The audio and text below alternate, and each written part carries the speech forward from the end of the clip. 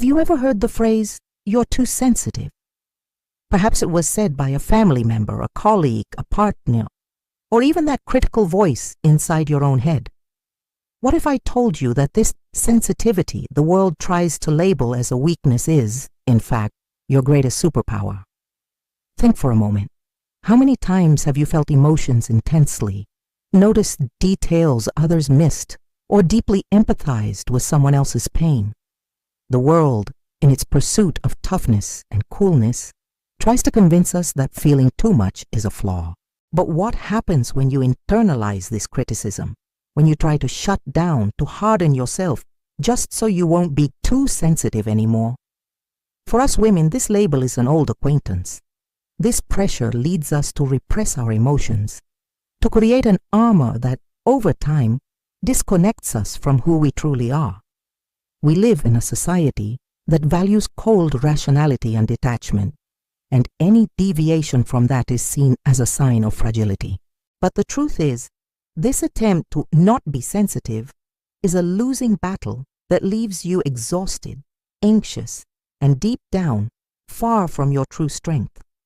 What if, instead of fighting against it, you learn to wield it with mastery, transforming it into an unshakable source of power and wisdom? Then do this when the world says you're too sensitive.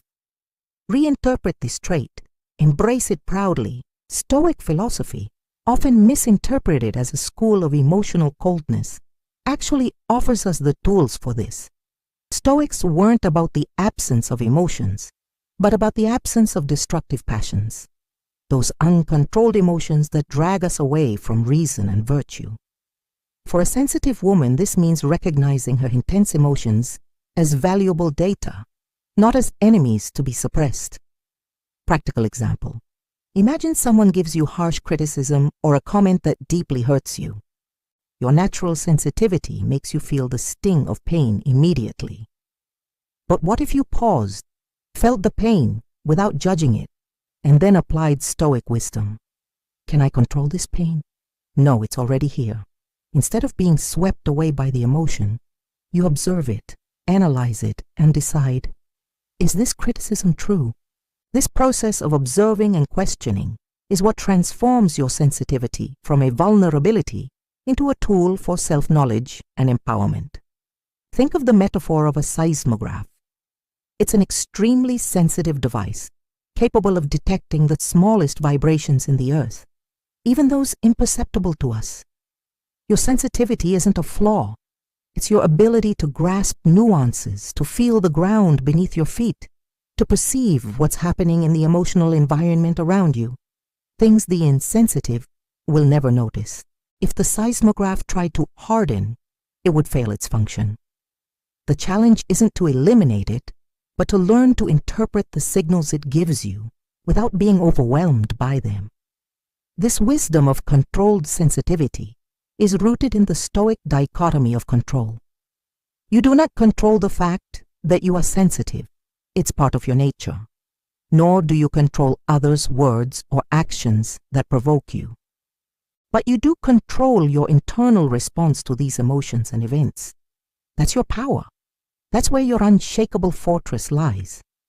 For us women who are often the bearers of emotions in an environment, whether in family or work, this distinction is crucial. We can be empathetic without absorbing others' pain as our own. Temperance is the virtue that allows us to moderate our passions and maintain balance, even when the external world tries to destabilize us. Spirituality, in this context, emerges from the acceptance and valuing of your sensitive nature as a gift. It's the faith that your sensitivity isn't a mistake, but a valuable trait that allows you to have a deeper connection with life, with people, and with your own intuition. It's the belief that your capacity to feel deeply is, in fact, a manifestation of your soul, of your most authentic essence. Marcus Aurelius, the philosopher emperor, reminds us in his meditations, if you are distressed by anything external, the pain is not due to the thing itself, but to your estimate of it. For the too sensitive woman, this is a revelation. Your sensitivity allows you to perceive criticism intensely, but Stoic wisdom gives you the power to judge that criticism differently, not allowing it to dominate you. Think of the metaphor of a very powerful radio antenna. If the antenna doesn't have a good filter or a good grounding system, it can suffer interference, noise, and even burnout from information overload. Stoicism gives you that filter and that grounding. It doesn't take away your ability to pick up signals, your emotions, and those of the environment, but it teaches you to filter them, to process them, to use them without being overwhelmed. When the world labels you too sensitive, it's actually revealing its own inability to deal with the depth and complexity you naturally possess. Your sensitivity isn't a flaw to be corrected, but a superpower to be managed. Imagine the difference between a child who can't swim being thrown into the water, they drown, and an Olympic swimmer who dives into the same water. They master it with grace and purpose. The water is the same, but the skill to handle it changes everything. Your sensitivity is that water. And Stoicism gives you the strokes to master it, transforming what seemed like a burden into an advantage. For us women, embracing this sensitivity with Stoic wisdom means breaking free from a cycle of self-repression. It means allowing yourself to feel pain, joy, sadness, empathy, but without letting these emotions dominate you. This is the emotional freedom that Stoicism proposes, the freedom to be yourself in your totality without fear of others' labels. This freedom allows you to direct your sensitivity for good, for compassion, for creativity, for genuine connection with others, without exhausting or breaking yourself in the process. The practice of distinguishing what is yours and what is not yours is fundamental here. But others' opinions, the judgment that you are too much, is not. You choose not to internalize the label. It's as if you have an invisible shield. Sensitivity is your openness to the world, but your Stoic wisdom is the shield that filters what hurts you, allowing only what nourishes and serves you to enter your inner citadel. This acceptance of your sensitivity, combined with control over your response, is an act of profound Stoic courage. In a world that cries out for coldness, having the bravery to be vulnerable, to feel deeply, it's the courage to be authentic, to live according to your truth, even if it means not fitting into the superficial standards the world imposes. Spirituality on this path manifests in the connection to your deepest essence, which is intrinsically sensitive and compassionate. It's the faith that this capacity to feel is a gift, a portal to a richer understanding of life and others.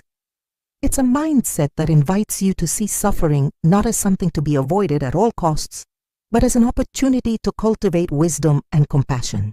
Seneca, another great Stoic master, reminds us, the most powerful man is he who has himself in his own power. For the woman who feels too sensitive, this is the key. Have power over your emotional response. Have power over how you use your sensitivity. This is true mastery. It's a journey to become not a less sensitive woman. Your sensitivity can be your greatest asset, your ability to see the world in more vivid colors, to feel emotions in their nuances, to connect with humanity on a deeper level. Don't suppress it. Don't hide it. Instead, educate it, direct it. A woman who doesn't drown in emotions, but who uses them as guides for a more authentic and meaningful life. You become the master of your own experience, living with a fullness that transcends noise and others' judgment. Your sensitivity is a superpower, and Stoicism is your manual on how to use it to achieve unshakable peace and a life that is truly yours. If this message resonated with you, if it made you look at your sensitivity with new eyes and gave you a glimpse of the power within it, then I invite you to a simple act of recognition and support. Like this video, because every like is a sign that we're on this transformative journey together. Share it with that woman you know who also feels too sensitive. She needs to hear that her sensitivity is a strength, not a weakness. And of course, subscribe to the channel so you don't miss any of our next encounters with Stoic wisdom, where we'll continue to unlock the secrets of a full, unshakable, and authentic life. Your journey to transforming your sensitivity into your greatest strength begins here.